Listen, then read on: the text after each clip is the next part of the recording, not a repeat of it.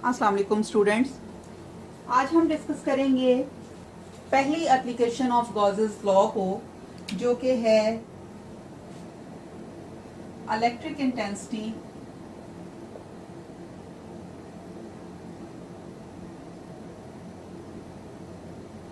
Inside a hollow charge sphere.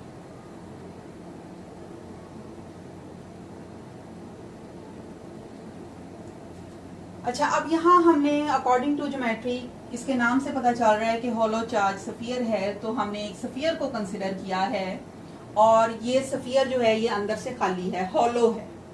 जैसे आपका football हो या बलून हो और उसके ऊपर वाली सरफेस के ऊपर आपने चार्जेस को सेपरेट किया हो, तो ये चूंकि यहाँ पे हमने पॉजिटिव चार्जेस को कंसिडर किया है, तो इनकी वजह से जो फील्ड जनरेट होगी वो आउटसाइड होगी। ठीक है, अब अंदर वाली साइड पे कोई इलेक्ट्रिक फील्ड लाइन नहीं गुजर रही। यहां जो पिछले टॉपिक में हमने स्टेप्स पढ़े थे, हम उन्हीं को फॉलो करेंगे और इलेक्ट्रिक इंटेंसिटी को कैलकुलेट करेंगे inside this hollow charge sphere. सबसे पहली बात तो ये थी कि हमने पहला स्टेप ये करना था कि हमने चार्ज डिस्ट्रीब्यूशन को डिफाइन करना था।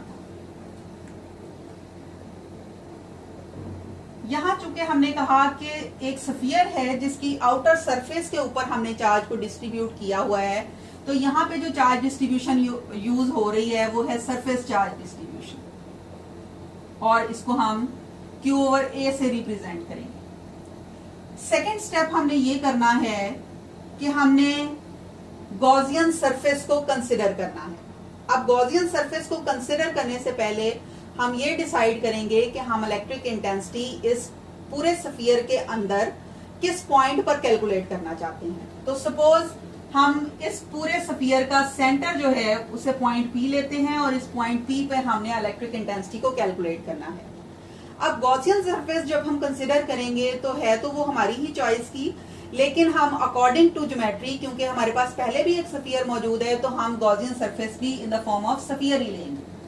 और ये स्फीयर जो होगा, क्योंकि उसके लिए शर्त ये थी कि उसे इस P पॉइंट को अपने अंदर बंद करना चाहिए, तो यहां हमने एक स्फीयर ड्रॉ किया है इनसाइड द आउटर स्फीयर। यानी आप ये समझ लें कि ये अगर पहले वाला आपके पास स्फीयर R रेडियस का था, तो अब जो आपने स्फीयर कंसिडर किया है वो R डैश है।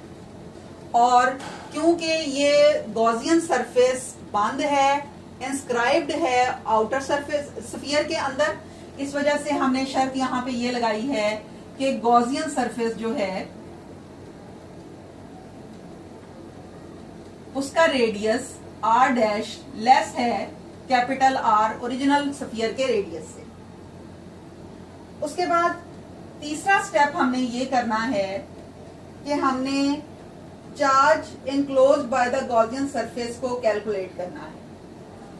अब यहां इस P पॉइंट के अंदर कोई चार्ज मौजूद नहीं है, तो इसलिए यहां पर चार्ज की वैल्यू है 0। इस चार्ज को डिफाइन करने के बाद हमने फोर्थ स्टेप ये किया कि हमने फ्लक्स वाली दोनों इक्वेशंस लिखी, E डॉट ए और Q ओवर एप्सिलॉन नॉट, और दोनों को हमने कंपेयर कर दिया। अब यहां से जब हमने इलेक्ट्रिक इंटेंसिटी निकाली तो ये Q over A epsilon not आई। अब क्योंकि हम ये कह रहे हैं since Q is 0 at point P, तो अगर ये चीज 0 हो जाए तो ये पूरी इक्वेशन ही 0 हो जाती है। यानी आपने E dot A equal to 0 कर देना है। अब इन दोनों की प्रोडक्ट 0 सिर्फ उस वक्त हो सकती है जब या तो ये क्वांटिटी 0 होगी या फिर ये क्वांटिटी 0 होगी। तो एरिया, चूंकि हमने सर्कल तो ड्रॉ किया है, इसका मतलब है area can not be equal to 0। तो दूसरी सूरत सिर्फ ये बचती है कि इलेक्ट्रिक इंटेंसिटी इक्वल टू 0 होगी। यानी अगर आप इस डायग्राम को ही गौर से देखें तो इलेक्ट्रिक इंटेंसिटी जो है वो, इलेक्ट्रिक फील्ड लाइंस जो है वो बाहर की तरफ हमने ड्रॉ की हैं, सर्कल के अंदर वो नहीं जा रही, यानी स्फीयर के अंदर इलेक्ट्रिक फील्ड लाइंस जनरेट नहीं हो रही क्योंकि चार्ज आउटर सरफेस के ऊपर है। इसलिए इस P पॉइंट पर inside the hollow charge sphere electric intensity is 0। ये है आपका फाइनल रिजल्ट। और ये फाइनल रिजल्ट आपके कहां पे काम आता है?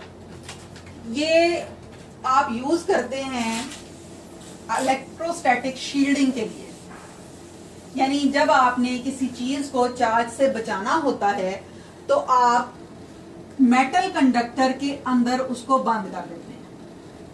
अब उससे होगा क्या कि अगर कभी ये चांस हो कि चार्ज इस स्फीयर के ऊपर आने की कोशिश करेगा तो वो सिर्फ आउटर सरफेस के ऊपर ही रहेगा। ये जो अंदर वाले पार्ट्स हैं ये चार्ज से शील्ड हो जाएंगे, यानी इसकी शील्डिंग हो जाएगी। गॉसेस लॉ की फर्स्ट एप्लीकेशन का फायदा ये है कि हम इलेक्ट्रोस्टैटिक शील्डिंग को हासिल कर लेते हैं।